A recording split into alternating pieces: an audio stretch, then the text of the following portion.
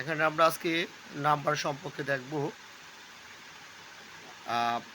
Countable noun এর দুটি রূপ আছে, একটা হলো সিঙ্গুলার আর একটা হলো প্লুরাল।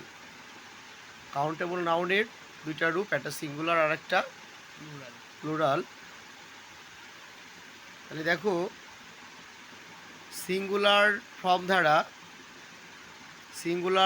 দ্বারা একক ব্যক্তি, বস্তু বা ধারণা বোঝায়, আর প্লুরাল ফর্ম দ্বারা একের অধিক ব্যক্তি বা বস্তু বা ধারণা বোঝায়।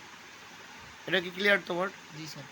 তাইলে যে কোনো ব্যক্তি, বস্তু, প্রাণী বা ধারণার সংখ্যাকে নাম্বার বলে, বাংলাতে যেটা বচন।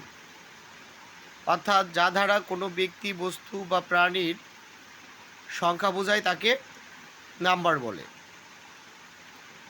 নাম্বারের উৎপত্তি মূলত নাউন থেকে।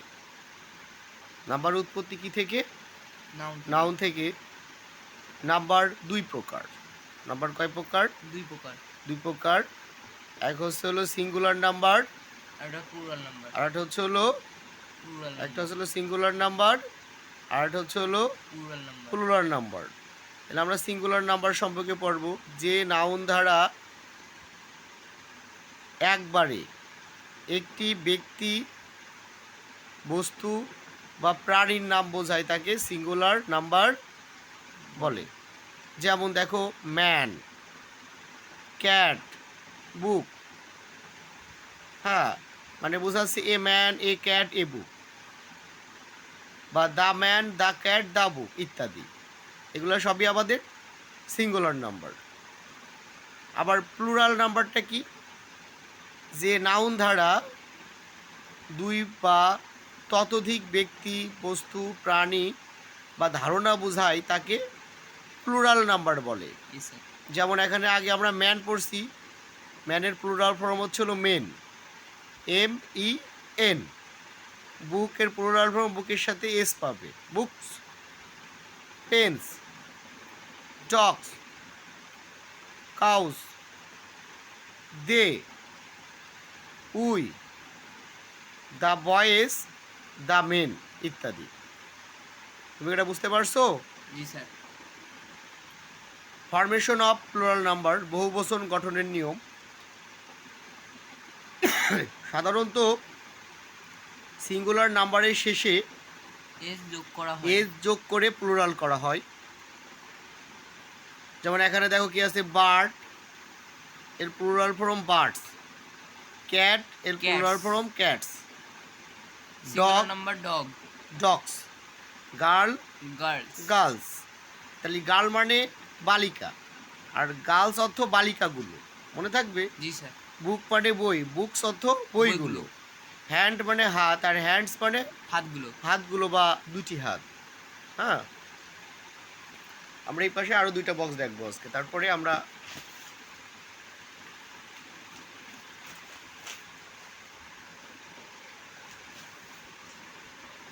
এবারে দেখো, বাস শব্দের শেষে 2 নম্বর রুলসটা দেখো আগে। এই যে এখানে বলছে যে যে সকল নাউন এর শেষে S, double S, SH, CH, Z বা এক্স থাকে, প্লুরাল করার সময় এদের শেষে ES যোগ করতে হবে। কি যোগ করতে হবে? ES যোগ করতে হবে। যেমন এখানে দেখো, আমরা কিন্তু আগে শুধু এস যোগ করছি, এখানে ES যোগ করতে হবে। এখানে দেখো কি আছে, বাস, বাস আছে না? এই পাশে আছে কি হচ্ছে, buses, box, boxes, class, classes, dish, dishes, asses. তারপরে দেখো এখানে bench, benches, brush, brushes, match, matches, gas, gases. বুঝতে পারছো? জি স্যার। এবং 3 নম্বর রুলটা দেখো, এখানে কি বলছি, নাউনের শেষ শব্দটি ওয়াই হলে, নাউনের শেষ শব্দটি কি হলে? ওয়াই হলে। এই যে নাউনের শেষ শব্দটি বা সরি নাউনের শেষ বর্ণটি ওয়াই হলে এবং এর পূর্বে একটি কনসোন্যান্ট থাকলে, কনসোন্যান্ট হচ্ছে হলো তোমার এ, আই, ও, ইউ, ই, এই 5টা বর্ণ বাদে ইংরেজিতে আর যে 21টা বর্ণ আছে এইগুলাকে কি বলা হয়? কনসোন্যান্ট বলা হয়। যেমন বি একটা, সি একটা, ডি একটা, এইগুলা consonant.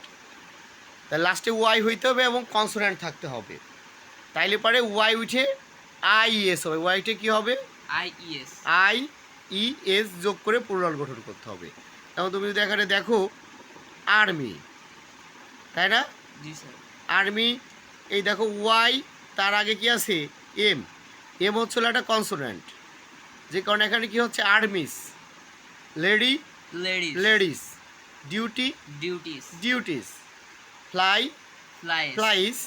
City, cities. Spy, spies. Baby, babies. Pony, ponies. Proper নাউনের শেষে ওয়াই থাকলে এর শেষে শুধু এর যোগ করে প্লুরাল করা হয়। হ্যাঁ, প্রপার নাউনের শেষে যদি ওয়াই থাকে। আমরা জানি প্রপার নাউন কোনগুলো, মনে আছে? নির্দিষ্ট ব্যক্তি, বস্তু, স্থানের নাম যে ওয়ার্ড দ্বারা বোঝায় সেইটা হচ্ছিল প্রপার নাউন।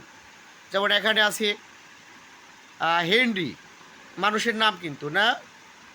তারপরে ম্যারি, মানুষের নাম। ডলি, মানুষের নাম। জার্মানি, একটা দেশের নাম। সো এইগুলা শেষে শুধু এর যোগ করলে পরেই প্লুরাল হবে। কথা বুঝতে পারছো? এগুলা প্রপার নাউন। আবার এই যে এইগুলা দেখো যে আর্মি, আর্মি কিন্তু কালেকটিভ নাউন, বুঝছো? লেডি, এটা কিন্তু কমন নাউন। ডিউটি, ফ্লাই, এইগুলা তোমার নাউন, বাট প্রপার নাউন না। আর প্রপার নাউন হচ্ছে নিচের এইগুলা, এই যে এইগুলা নিচের এইগুলো প্রপার নাউন। তুমি কি বুঝতে পারছো? জি স্যার। আচ্ছা, ওকে।